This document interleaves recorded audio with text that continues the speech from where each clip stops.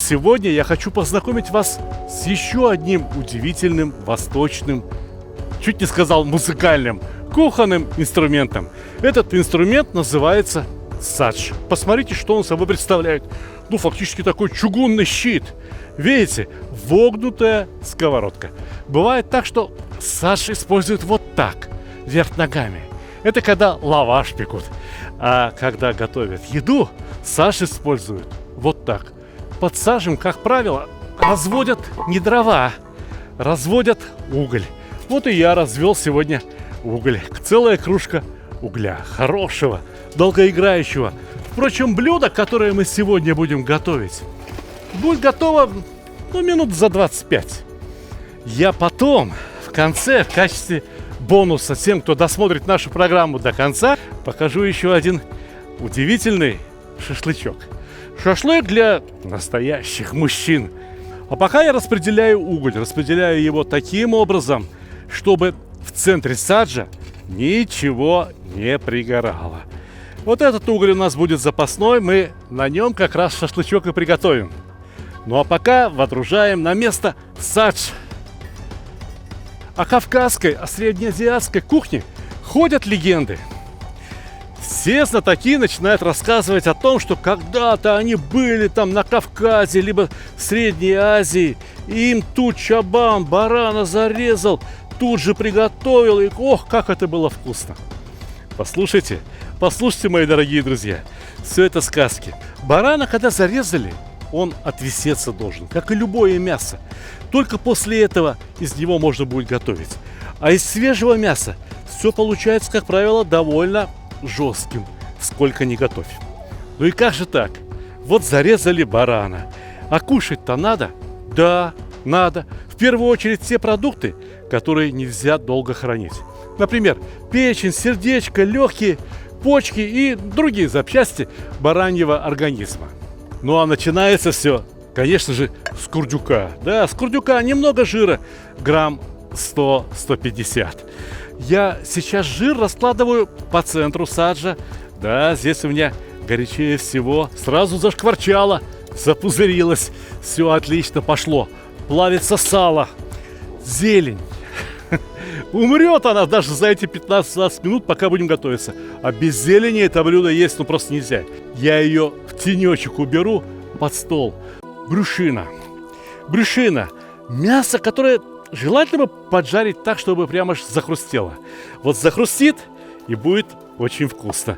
Здесь какая-то соединительная ткань есть, здесь есть немножечко мякоти, какие-то мышцы внутри этого бараньего брюха были. Если начать приготовление блюда джизбыс именно с брюшины, то брюшина успеет приготовиться как раз так, как надо. Да, мы сегодня готовим блюдо, которое называется джизбыс. Знаете, что означает это веселое слово? Да вот то, что сейчас в садже происходит. Садж сейчас как бы звенит. Джиззит, бззит. Понимаете? Все продукты я нарезаю полосочками. Дело в том, что иногда джизбыс заворачивают в лаваш. Ну, вот как шаурму на улицах Москвы и других российских городов заворачивают, точно так же заворачивают джизбыс в лаваш. Завернул и пошел. Поэтому целесообразно нарезать все именно полосочками. Так еда легче в лаваш завернется. Видите, довольно жесткая пашина. Ее бы, конечно, лучше бы потушить, сварить из нее бульон. Но можно и вот так. Очень сильно, буквально до хруста обжарить. О, как здесь у нас выжарки. Отлично. Обратите внимание, что устройство саджа позволяет сделать вот что. Мы сейчас раздвигаем кусочки курдючного сала по краям и освобождаем место в середине для следующего продукта. Кстати говоря, вот курдючное сало. О, как часто мне пишут, где нам взять это курдючное сало. Ребята, берите то сало, которое у вас есть. И печень, сердечки, почки. Все тоже берите от тех животных, которые у вас есть. Со мной сейчас, пожалуйста, не спорьте. Мне сейчас вот мясо жарить надо. Джизбыс — это блюдо, которое готовится стремительно. Все надо делать на ходу. Вот мне сейчас прямо на ходу необходимо порезать лук. Да причем лук я беру очень вкусный, белый. Он, потому что до конца-то и не дожарится, он должен остаться хрустящим. И я нарезаю его довольно крупными дольками. И не абы как, а по меридиану. 2 луковицы мало, 3 луковицы много. Ну ничего, возьмем 2,5. Этого будет в самый раз. А эта половинка может и пригодиться. Может быть, потом кто-то захочет еще и свежего лука в рулет добавить. А пойдем посмотрим, как там мясо жарится. Вижу, что мясо пустило сок. Ну и ничего страшного. Я же говорил, у меня запасной уголь есть. Вот он. Я его сейчас подвину под центр саджа. И все будет так, как надо.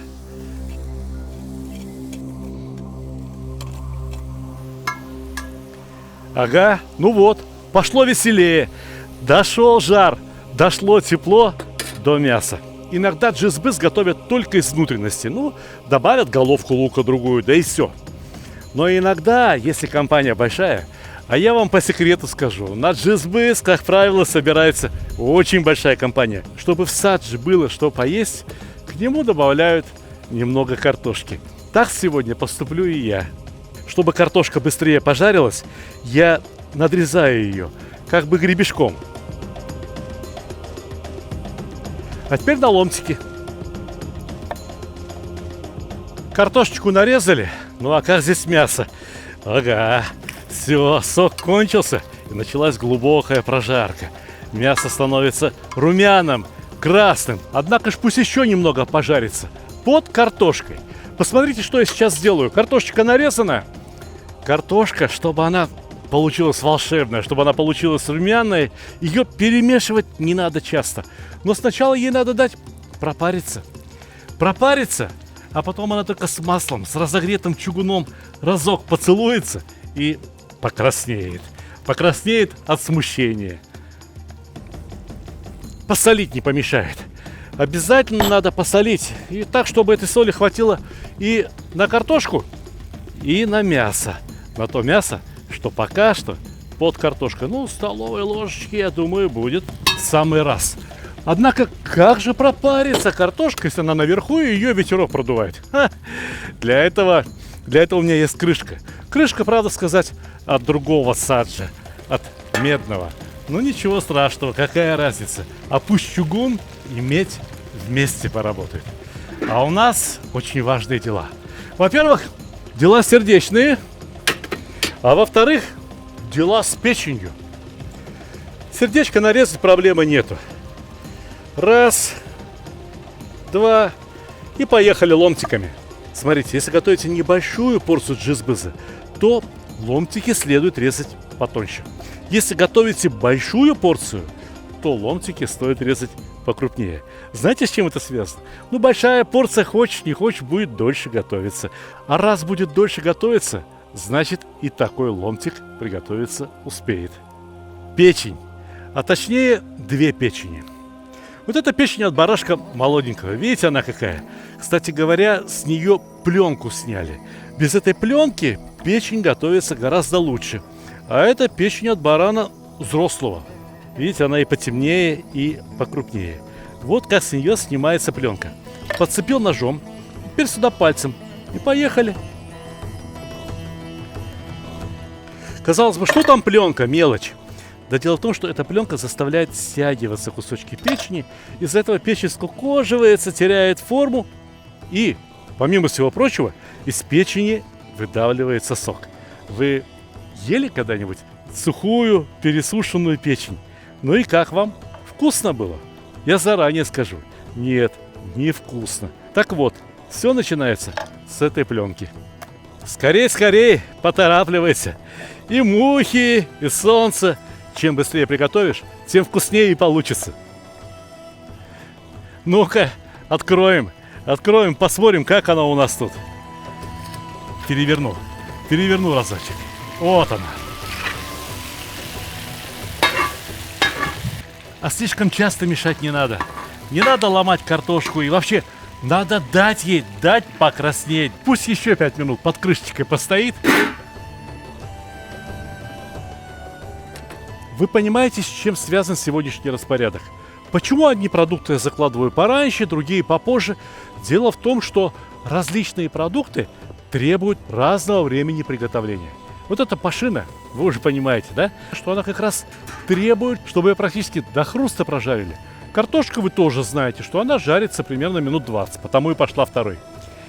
Сердечко пожарится за 15 минут. Сердечко поверх всего.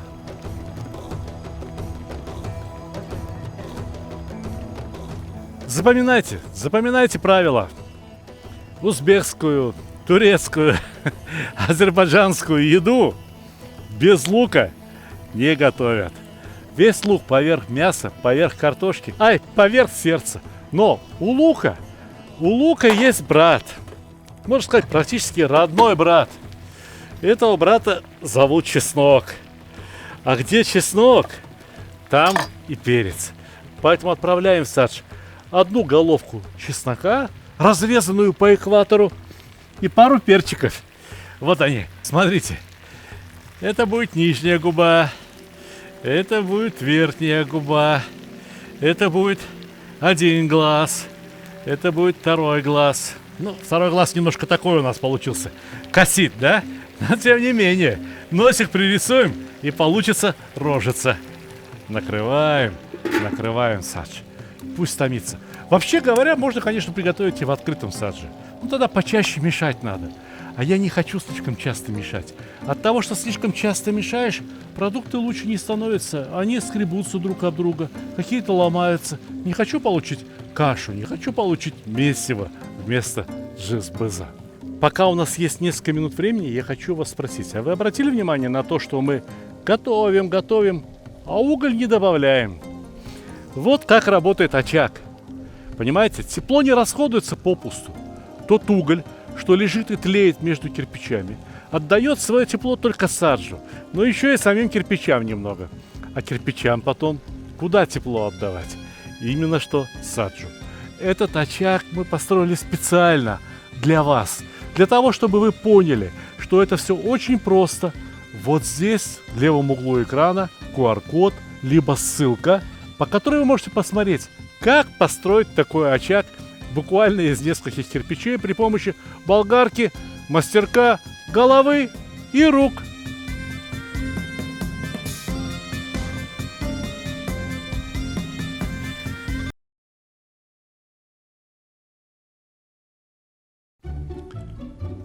Самый лучший подарок – тот, который приносит радость и удовольствие, особенно если речь идет о мужских удовольствиях.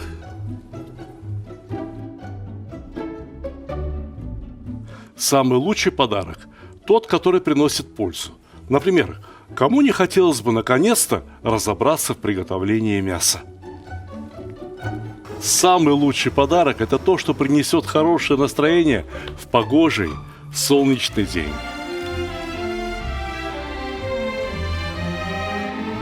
Самый лучший подарок – тот, что способен научить чему-то полезному и вкусному, ведь казан на кухне, как рояль в оркестре. Самый лучший подарок – это расширение кругозора. А вы думали, что плов – это блюдо с единственным верным рецептом? А не пора ли покорить все вершины великого блюда? Самый лучший подарок – тот, что может сделать человека счастливым. Ничто не укрепляет семью так, как вкусное и доброе застолье. Отличный подарок – это книга с новыми рецептами из хорошо знакомых продуктов, к тому же приглашающая в очень вкусное путешествие в мир Востока. Самый лучший подарок, когда все самые любимые и популярные рецепты собраны в одном месте, где текст превращается в видео, а картинки оживают. Полюбуйтесь, какой красавчик. Самый лучший, самый ценный подарок – это дружба между братскими народами. Теперь вы совершенно точно можете сказать, что с татарами вы уже давно пуд соли съели. Моя самая новая и самая любимая книга рассказывает о земле и раскрывает всю душу татар.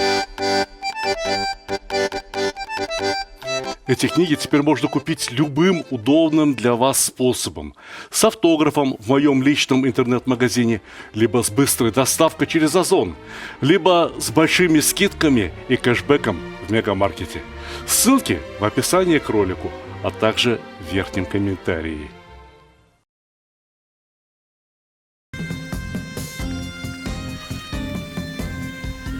Иногда чем больше терпения у повара, тем вкуснее получается.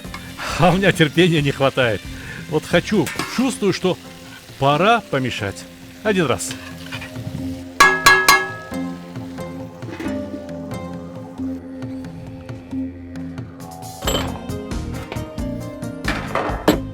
А вообще вы знаете, что дело-то близится к финалу?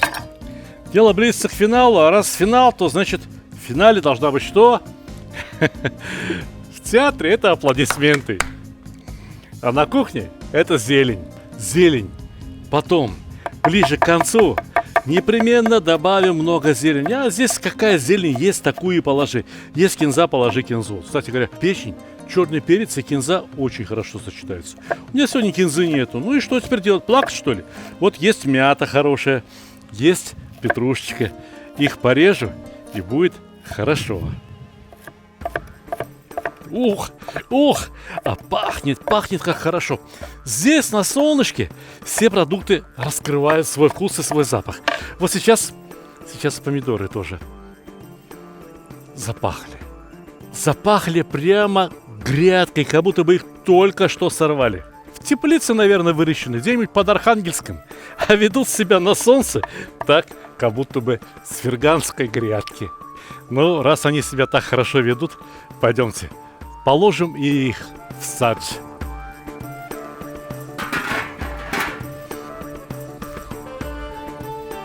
Еще разочек перевернем. Все хорошо. Немного раздвинем. Подготовим место. И помидорки в самую середину. Знаете, и прямо с ботвой, да. Эта ботва тоже запах имеет. Я хочу, чтобы этот запах остался здесь, у меня, в еде. Потом эту ботву взял да выбросил. А помидорки ешь, закусывай. Знатоки азербайджанской кухни могут не возразить, сказать, что в настоящий азербайджанский джизбыс помидоры никогда не добавляют. А вы пробовали? Вот такие, малюсенькие, с перепелиное яичко. Пробовали? А вы попробуйте. Попробуйте. Бог даст, и вам вкусно будет. Чувствую запах хорошей готовой еды. А ну-ка, взглянем. Ух ты, красота какая, чудесно. Но еще разочек помешаем. Перекладываем все на край. Освобождаем место под ее величество печень. Понимаете, в чем смысл? Те продукты, что уже готовы, можно отодвинуть на край саджа. И пусть они там стоят горячими. А здесь, в центре саджа, освобождается место под новые продукты. Под новые, а точнее под последние. У нас осталось только печень да зелень.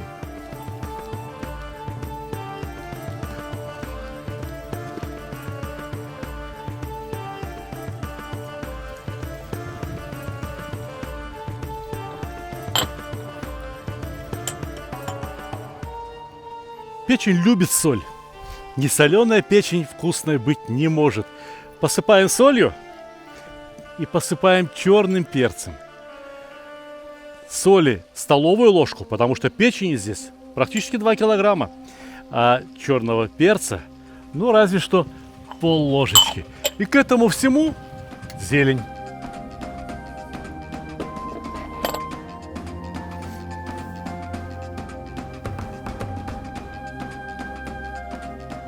А теперь засекайте время. 3 минуты печень под крышечкой постоит, и надо будет ее разок помешать. Еще 3 минуты, и все готово. Самое время начинать готовиться к таинственному шашлычку, о котором я вам говорил в самом начале. Обещал, обещал. Мужчина обещал, сделал. Смотрите, что есть у меня. В смысле, есть у меня, было и у барашков. Вот это почки от маленького, молоденького барашка. разрезаем их пополам. Вырезаем мочеточники. У большого барана почка устроена точно так же, как и у маленького. Точно так же. Разрезаем пополам, снимаем оболочку, вырезаем мочеточники. А вот это, ребята, другие органы тех самых барашков. Это от барашка молоденького, а это от барашка зрелого, здорового. Аккурат в эти июльские дни, 15 лет назад, со мной произошла смешная история. Мне довелось угощать не кого попало, а знаменитого французского писателя Фредерика Бекбедера. Был приготовлен как раз такой джизбыз. И в этом джизбызе красовались вот эти запчасти. Ну и Бекбедер ест, ему нравится, и он спрашивает у меня: а что это такое? Я ему начинаю рассказывать наши ферганские сказки, мол, это вот как раз то, что работает лучше любой виагры, а рядом сидит наш общий издатель. И мои книги издает, и Бекбедера. И тогда издатель поворачивается ко мне и говорит: Сталик, ну кому ты это все рассказываешь? Этот Фредерик 18 лет в фильмах для взрослых снимался. Но вообще вот эти запчасти можно подать и сказать, что это морепродукты.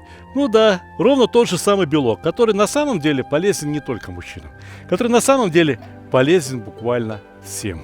Раз прорез, два прорез и кубиком надрезаем. А теперь шампуры, самые тонкие из тех, что есть у меня дома. Вот поедете в Ташкент, непременно же пойдете покушать ташкентских шашлычков. И там шашлычники стыдливо называют этот продукт лампочки. Ну а что, похоже. Похоже на лампочку Ильича. Почти что готово, но еще не все. Вот здесь куркума, соль, красный острый перец и масло. И вот этой очень вкусной, ароматной, остренькой краской я крашу будущий шашлык. С почками поступаем примерно так же. Надрез, чтобы прожарилось как следует, и чтобы было за что краски зацепиться. Надрез, еще пару надрезов для того, чтобы прожарились хорошо. И для того, чтобы краски было за что зацепиться. И все точно так же нанизываем на тоненькие шампуры. И почки тоже покрасим этой краской. Я знаю, что мне будут писать в комментариях, что мне будут рассказывать, как меня будут учить уму-разуму. Мол, почки надо непременно вымачивать в вине, в молоке, в чем еще. Не надо ничего. Если почки свежие, то получится очень вкусно. Ну а лампочки, шашлык из лампочек, те, кто пробовали, никогда не забудут. Это очень вкусно. Однако, айда печень перемешивать.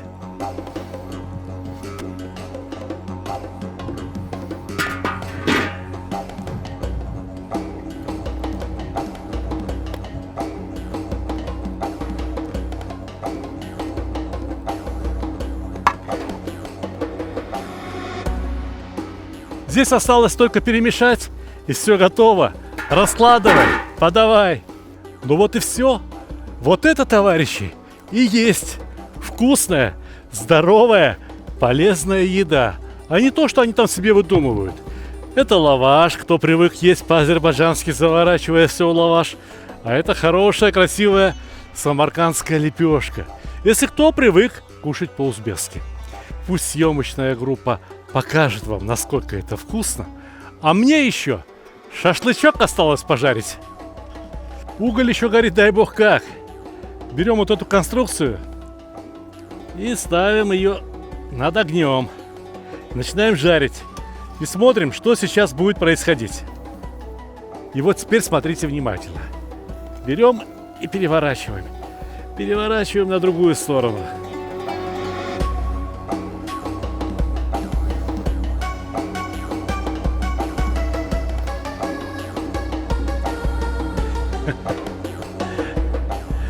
Ну и полюбуйтесь, что у нас получилось. Ну, как вам это? Нравится? Мне нравится очень. Я знаю, каково это на вкус. И все, что я хочу, чтобы и вы узнали, каково это на вкус. Какое это удовольствие готовить хотя бы раз в неделю для своих родных и близких вот такие простые, народные, но очень вкусные блюда. Приятного аппетита, дорогие друзья!